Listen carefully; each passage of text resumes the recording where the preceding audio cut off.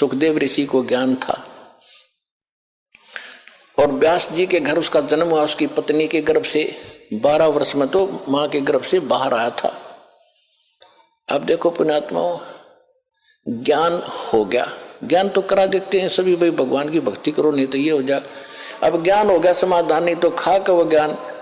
अब सुखदेव ऋषि को गर्भ से ही पता था कि बाहर जाते ही मैं अचेत हो जाते हैं और ब्रह्मा विष्णु महेश से निकल रहे रजोगुण ब्रह्मा सतगुण विष्णु तमोगुण शिव ये गुण ये हमें अचेत करते हैं, फिर हम भूल जाते हैं उद्देश्य को। अब मुझे याद है कि मनुष्य जीवन केवल परमात्मा पाने के लिए मिला है। बाहर जाकर परिवार मोह में फंस जाते हैं, भगवान भूल जाते हैं। इसलिए माँ के गर्भ से निकलते ही 12 वर्ष के शरीर एकदम बाहर आते, 12 वर्ष का शरीर। पहले तगड़ी तगड़ी माताएं भी तगड़ी तगड़ी होती थी और नाल को अपने कंधे पर डालकर उठकर चल पड़ा। वेद व्यास जी ने कहा कि बेटा 12 वर्ष इंतजार की तेरी पुत्र होगा। ऋषियों को पता लग जाता है बेटा है कि बेटी, उनकी दिव्यदृष्टि काम करती थी। पहले ये तो कोई था ही नहीं, लड़का ना हो लड़की ना हो, कोई हो मालिक थे, ये डिस्टर्बेंस नहीं थी जो अब शुरू कर रखी है अनजानपने में।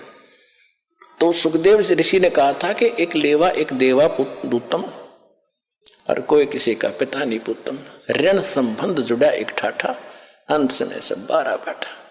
कि पिताजी ना जाने कितनी बार तू मेरा बाप और मैं तेरा बेटा हो लिया, ना जाने कितनी बार मैं तेरा बाप और तू मेरा बेटा हो लिया। ये पूरी चिट्ठी मेरे पास है और इब क्या गलती करूं नहीं, मैं शक्ल भी ना देखूं तेरी बाप, मेरी मोह हो जाएगा आपके अंदर।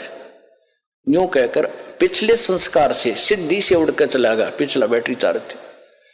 अब उसको ज्ञान भी था, राजा जनक गुरु भी बना लिया और फिर भी मोक्ष नहीं, क्योंकि राजा जनक कोई ज्ञान नहीं था कि जितना ज्ञान था बता दिया। विष्णु का पुजारी था, विष्णु लोक में वो चला गया राजा जनक, विष्णु लोक में सुखदेव चला गया।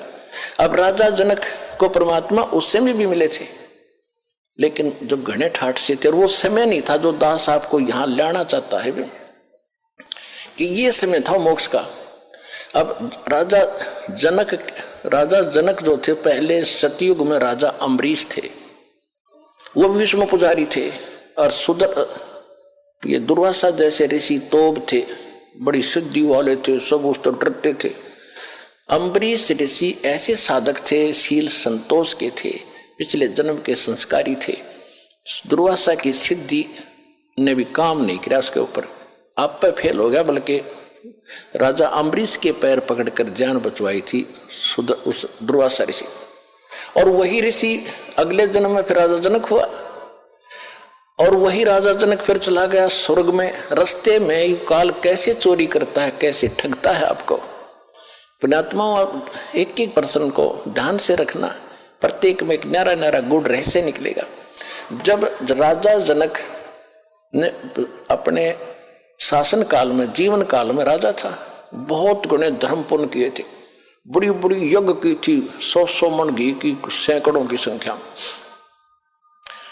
और काफी दान किया था, गौवें दान की थी ब्राह्मण ऋषियों को। लेकिन वो मंत्र ठीक नहीं थे, जैसा किया दान धर्म वो तो मिलेगा ही मिलेगा।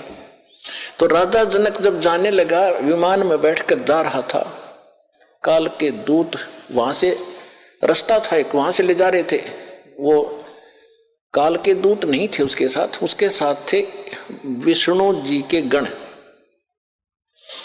विष्णु जी के गण और साथ में कुछ यमदूत भी उसी जहाज में बैठे जा रहे थे। तो वहां जाकर जब एक नरक के साथ से उनका विमान गुजर रहा था, तो नरक के अंदर 12,000 आत्माएं अपने किए हुए पाप कर्मों का वहां दंड भोग रहे थे, हाहाकार मचा था, चिल्ला रहे थे।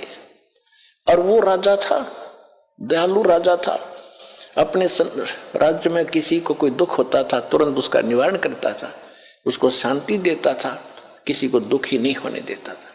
तो जब उसने वहां जाकर हाहाकार मची देखी तो कहा कि पार्क दो, विमान रोको।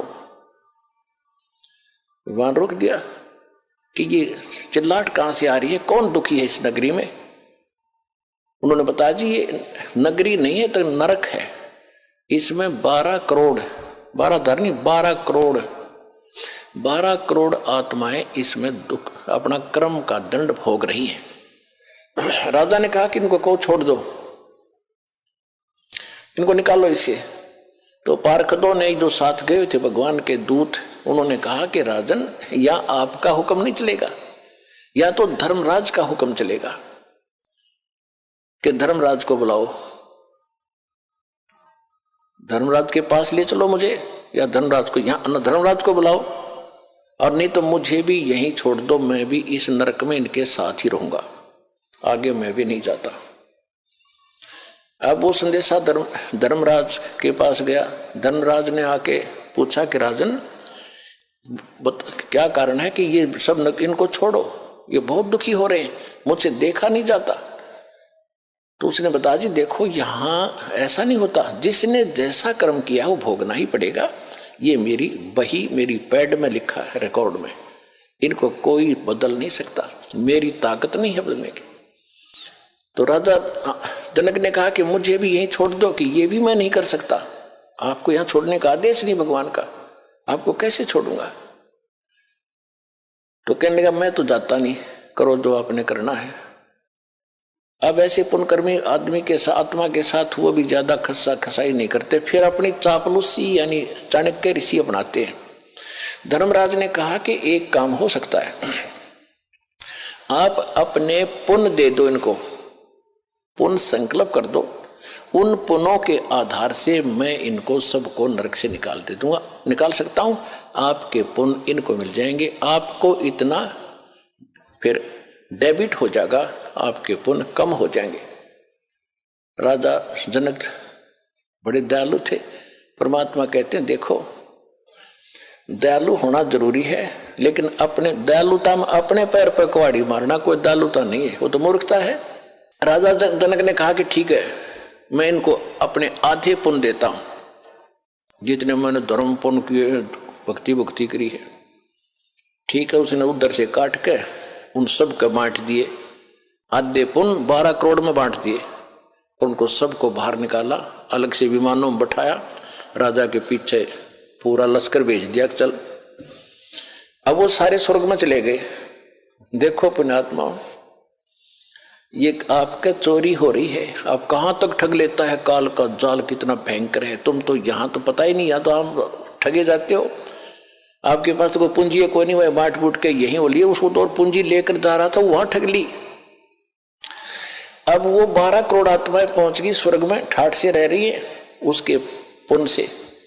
और जब वो पुण्य राजा जनक के दिए हुए वो बख्शे हुए खत्म होंगे, उसके बाद वही आत्माएं फिर पुनः उसी नरक में आएंगी जो उनके पाप न्यू के न्यू रखे थे, वो फिर भोगने पड़ेंगे। उधर से राजा जनक का जब वो आधा खाली कर दिया है, वो फिर खत्म हो गया त्रेता में, द्वापर में तक वो वही रहा, स्वर्ग में इतने पुण्य थे। अब कलयुग में वही आत्मा राजा अम्बरीश की राजा जनक बने, फिर राजा जनक की आत्मा ये श्री नानक देव जी बने तलवंडी के अंदर। तलवंडी पंजाब यानी पाकिस्तान के अंदर एक तलवंडी गांव है, वहां पर एक कालू राम मेहता खत्री यानी अरोड़ा, उसके घर जन्म हुआ। उसका पिता पटवारी था और स्वयं ये नौकरी करने लगे। फिर एक सुल्तानपुर शहर में एक राजा था, नवाब था, और वहाँ इसकी बहन ब्याही थी नानक साहिब जी के, जो सिख धर्म के प्रवर्तक हैं श्री गुरु नानक देव जी। ये आदरणीय आत्मा कहाँ थी?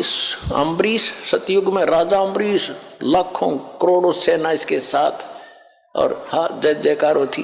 राजा जनक, लाखों सैनिक, लाखों नौकर इसके हाथ जोड़े खड़े रहते थे। और फिर वही अपने पुण्य से खत्म करके क्या बने? स्वयं सुल्तानपुर के नवाब के एक मोदी खाने में नौकर बने। अब परमात्मा याद दिलाते रहे, बड़ी आत्मा अब सुन ले इस विधान को जो हम बताने जाते हैं, चाहते हैं। जब तक हम कबीर परमात्मा की भक्ति नहीं करेंगे, मोक्ष नहीं हो सकता, चाहे कितना कुछ बन ले।